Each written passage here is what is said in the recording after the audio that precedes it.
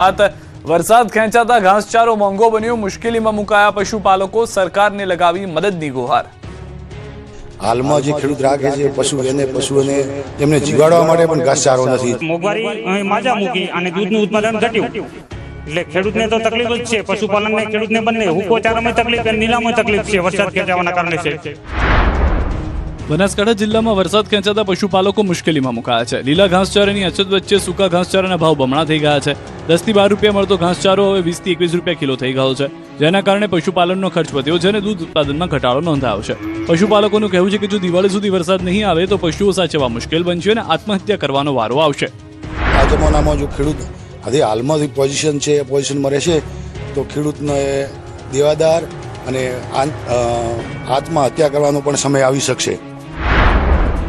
બીજી તરફ ધાનેરા દૂધ ઉત્પાદક મંડળીમાં પણ દૂધની આવકમાં ઘટાડો નોંધાયો છે। પશુપાલકોની માંગ છે કે સરકાર બનાસ દાણ અને સૂકા ઘાસચારા પર સબસિડી આપે, જેથી વધતા ખર્ચ વચ્ચે પશુપાલનનો વ્યવસાય ટકી શકે। પણ જો વરસાદ ન થયો તો ધીરે ધીરે ઘાસચારો ને મળે, ઘાસચારો અત્યારે લગભગ 18-19 રૂપિયા હતો તો 20-25 રૂપિયા થઈ જાય તો ખેડૂતોને પોસાય નહીં, તો ખેડૂતો શા માટે આવો ધંધો જ કરે?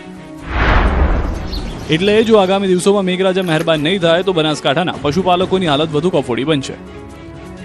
સાબરકાંઠાના ખેડૂતોની ચિંતા વધી, વરસાદ ખેંચાતા પાક નિષ્ફળ જવાની ભીતિ। સાબરકાંઠા જિલ્લામાં વરસાદ ખેંચાતા ખેડૂતોની ચિંતા વધી છે। પાણી વગર ડાંગર, મગફળી અને કપાસ સહિતના પાકને નુકસાનની ભીતિ છે। ખેડૂતોનું કહેવું છે કે સિંચાઈની સુવિધા ધરાવતા ખેડૂતો પાણી આપી પાક બચાવી રહ્યા છે, પરંતુ વરસાદ વધુ ખેંચાય તો આગામી સિઝન માટે પાણીની સમસ્યા સર્જાઈ શકે છે। મહત્વનું છે કે સાબરકાંઠામાં ચોમાસુ પાક માટે મુખ્યત્વે કપાસ, મગફળી, સોયાબીન, ડાંગર અને શાકભાજી સહિતના પાકોનું વાવેતર કરવામાં આવે છે। જો કે આ વર્ષે ચોમાસાની શરૂઆત બાદ અપેક્ષા મુજબ વરસાદ નહીં પડતા ખેડૂતોની ચિંતા વધી છે। સાબરકાંઠાના જે ડેમ છે એ બી ભરાયા નથી, એના કારણે કેનાલમાં પાણી આવી શકતું નથી, એના કારણે તમામ પાકો મુરઝાતી પરિસ્થિતિમાં છે। જિલ્લામાં ક્યાંક છૂટો છવાયો વરસાદ નોંધાયો છે, પરંતુ પાક માટે જરૂરી પ્રમાણમાં વરસાદ ન પડતા અનેક વિસ્તારોમાં પાકને પાણીની જરૂરિયાત ઊભી થઈ છે। સિંચાઈની સુવિધા ધરાવતા ખેડૂતો ફુવારા અને ટપક સિંચાઈ દ્વારા પાકને પાણી આપી રહ્યા છે। જોકે જો વરસાદ હજુ પણ ખેંચાય તો ખેડૂતોના ખેતરમાં ઉપલબ્ધ પાણીના સ્ત્રોત પણ આગામી સિઝન માટે પૂરતા નહીં રહે તેવી ચિંતા છે। બીજી તરફ ભેજવાળા વાતાવરણને કારણે કેટલાક વિસ્તારોમાં ફૂગજન્ય રોગ અને ઈયળનો ઉપદ્રવ વધતા પાકને નુકસાન થવાની ભીતિ પણ ખેડૂતો વ્યક્ત કરી રહ્યા છે। કપાસના પાકની વાત કરીએ તો વાવેતરથી લઈને કપાસ સુધીનો ખર્ચ 35 થી 40 હજાર થાય છે। આમ ખેડૂતોને પાક નિષ્ફળ જાય તો દીવાદાર બનવાની ભીતિ છે। જૂનાગઢમાં વરસાદ ખેંચાતા ખેડૂતો અને પશુપાલકો ચિંતાતુર, કેટલાક પશુપાલકો તો વ્યવસાય છોડવા મજબૂર। જૂનાગઢ જિલ્લામાં વરસાદ ખેંચાતા ખેડૂતો બાદ હવે પશુપાલકો પણ મુશ્કેલીમાં મુકાયા છે। વંથલી પંથકમાં ઓજત અને ઉબેણ નદીમાં પાણી ન હોવાથી જુવાર, મકાઈ સહિતનો લીલો ઘાસચારો સુકાઈ ગયો, જેના કારણે પશુઓ માટે ચારો મળવો મુશ્કેલ બન્યો અને ચારા ખાણદાણના ભાવમાં પણ વધારો થયો। લીલો ચારો ન મળતા પશુઓના દૂધ ઉત્પાદનમાં મોટો ઘટાડો નોંધાયો। અગાઉ એક પશુ દીઠ 5 થી 7 લીટર દૂધ મળતું હતું, જે હવે ઘટીને માત્ર 2 થી 3 લીટર થઈ ગયું છે। બીજી તરફ ઘાસનો ભાવ 30-40 રૂપિયાથી વધીને 70 થી 90 રૂપિયા મણ અને ખાણખોળનો ભાવ 17 સુધી 1800 રૂપિયાથી વધીને 2200 રૂપિયા થઈ ગયો છે। દૂધમાં માર છે, એમાંય પાછો ભાવ નથી, ખોળમાં વધારો છે, ખોળમાં 2200 રૂપિયા થઈ ગયા છે ગુણના। વરસાદની અછતની અસર ગ્રામ્ય દૂધ ડેરીઓમાં પણ જોવા મળી રહી છે। અગાઉ ડેરીમાં જે દૂધ આવતું હતું તેમાં પણ ઘટાડો થયો છે। ચારો મોંઘો અને દૂધની આવક ઘટતા પશુપાલકોની આવક પર બેવડો માર પડ્યો છે। માનો કે દૂધની અંદર 50% ઉપર ઘટાડો આવ્યો છે। જે ખેડૂતો દૂધ લઈને 10 લીટર દૂધ લઈને ખેડૂત આવતા હતા તેનું માત્ર 5 લીટર દૂધ આવે છે। બીજા નંબરની અંદર ખાણ એને મળતું નથી, કારણ કે ખાણ છે એ મોંઘું થઈ ગયું છે। આમ જૂનાગઢ જિલ્લામાં વરસાદની અછત હવે ખેતીની સાથે પશુપાલન વ્યવસાય માટે પણ ગંભીર પડકાર બની છે। પશુપાલકો આર્થિક મુશ્કેલીમાં મુકાતા હવે પશુપાલન વ્યવસાય ચાલુ રાખવો કે નહીં તે અંગે વિચારવા મજબૂર બન્યા છે। દેવભૂમિ દ્વારકામાં પશુપાલકોની હાલત કફોડી બની, ઘાસચારાનો ભાવ વધ્યો, દૂધ ઉત્પાદન ઘટ્યું। દેવભૂમિ દ્વારકામાં ઘાસચારાની અછતથી પશુપાલકો પર સંકટ તોળાઈ રહ્યું છે। દેવભૂમિ દ્વારકા જિલ્લામાં વરસાદની અછતના કારણે ખેડૂતોની સાથે હવે પશુપાલકોની મુશ્કેલી પણ સતત વધી રહી છે। વરસાદ ખેંચાતા ઘાસચારાની ભારે અછત સર્જાઈ છે, જેના કારણે પશુપાલનનો ખર્ચ વધ્યો છે। બીજી તરફ દૂધ ઉત્પાદનમાં પણ મોટો ઘટાડો નોંધાઈ રહ્યો હોવાનો દાવો છે।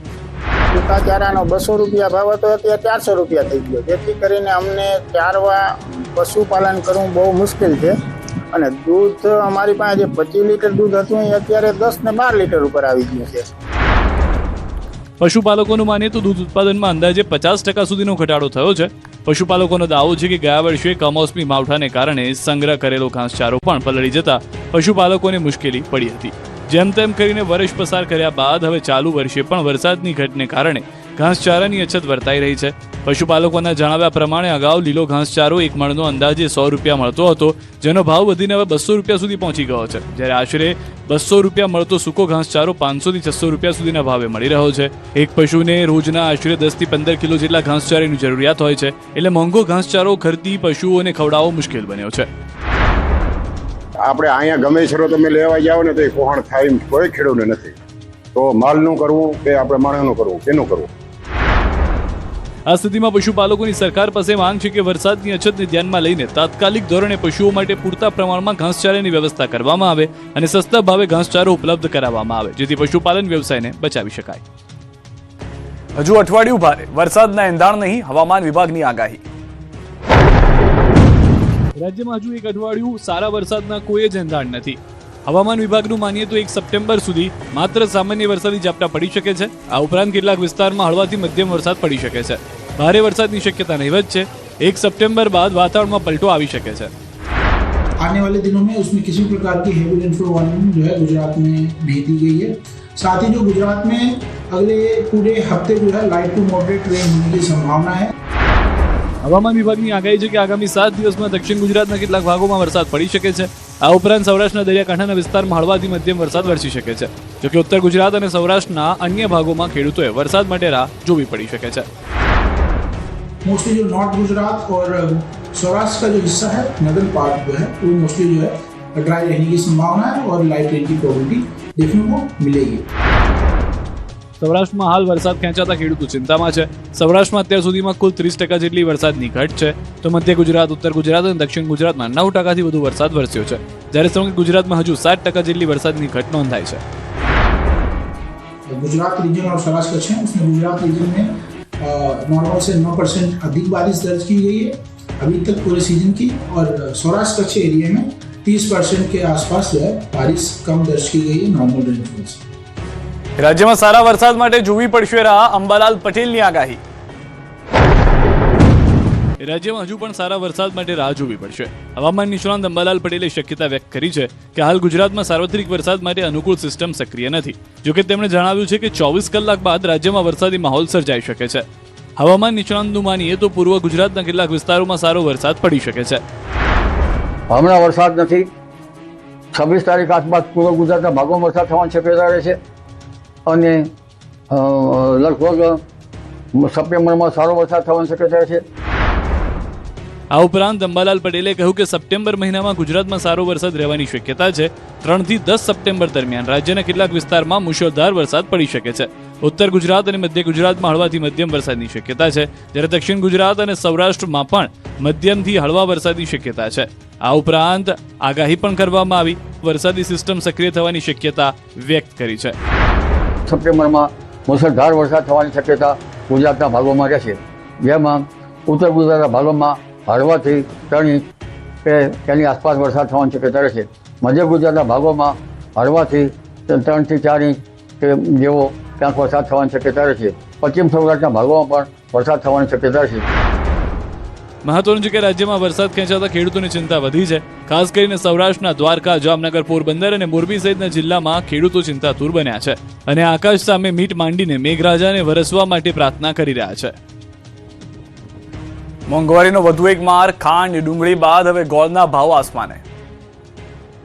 ખાંડ ડુંગળી બાદ હવે ગોળના ભાવ આસમાને પહોંચ્યા છે. છૂટક બજારમાં કિલો ગોળના ભાવ 90 ને પાર પહોંચી જતા ફરી એકવાર નાગરિકોના ખિસ્સા પર બોજ વધ્યો. બીજી તરફ ડુંગળી અને ખાંડના ભાવ પહેલાથી આસમાને પહોંચી ગયા છે. આમ તહેવારો પહેલા જનતાને મોંઘવારીનો માર પડ્યો છે. બીજી તરફ ગુજરાતનું ઘરેણું ગણાતા ઇસબગુલના ભાવ વધવાની શક્યતા સેવાઈ રહી છે. હવે માત્ર ખાંડ જ નહીં, ગોળનો સ્વાદ પણ કડવો બન્યો છે. છૂટક બજારમાં 40 થી 50 રૂપિયા કિલોએ વેચાતો ગોળ હવે 80 રૂપિયા આસપાસ પહોંચી ગયો છે. ટૂંકા ગાળામાં ગોળના ભાવ બમણા થતા ગૃહિણીઓનું બજેટ ખોરવાયું. જૂના સ્ટોકનો ઘટાડો થતા ગોળના ભાવમાં વધારો થયો હોવાનું પ્રાથમિક અનુમાન છે. નવી સિઝનમાં વિલંબ પણ ભાવ વધારાનું એક કારણ માનવામાં આવી રહ્યું છે. બીજી તરફ ગરીબોની કસ્તુરી કહેવાતી ડુંગળી હવે મોંઘી થતા સામાન્ય જનતાનું બજેટ ખોરવાયું છે. હોલસેલ માર્કેટમાં ડુંગળીના ભાવ 40 થી 50 રૂપિયા પ્રતિ કિલો સુધી પહોંચી ગયા છે. 15 દિવસ પહેલા જે ભાવ 25 થી 30 રૂપિયા હતા તે એક સપ્તાહમાં વધીને 30 થી 40 અને હવે સીધો 40 થી 50 રૂપિયા થઈ ગયો છે ભાવ. માર્ચમાં પડેલા કમોસમી વરસાદને કારણે 25% માલ બગડ્યો હતો, જ્યારે બગાડના ડરે ખેડૂતોએ ઓછા ભાવે માલ વેચી દીધો હતો. હાલ માત્ર 50% જેટલો માલ ઉપલબ્ધ હોવાથી ડુંગળીના ભાવમાં ભડકો થયો છે. અમદાવાદમાં ગુજરાતનું ઘરેણું ગણાતા ઈસબગુલના ભાવ વધવાની શક્યતા ઊભી થઈ છે. ખાંડના ભાવ બાદ ઈસબગુલના ભાવમાં પણ વધારો થવાના એંધાણ છે. ટેક્સની વિસંગતતાને લઈને ઈસબગુલ પ્રોસેસર એસોસિએશને સરકાર સામે ચીમકી ઉચ્ચારી છે. ગુજરાતમાં ઈસબગુલ પર 0%, જ્યારે રાજસ્થાનમાં 5% જીએસટી હોવાને કારણે હાલ ગુજરાતની અનેક ફેક્ટરીઓમાં ઉત્પાદન બંધ કરાયું છે. એસોસિએશનની માંગ છે કે બંને રાજ્યોમાં જીએસટી 0 કરવામાં આવે.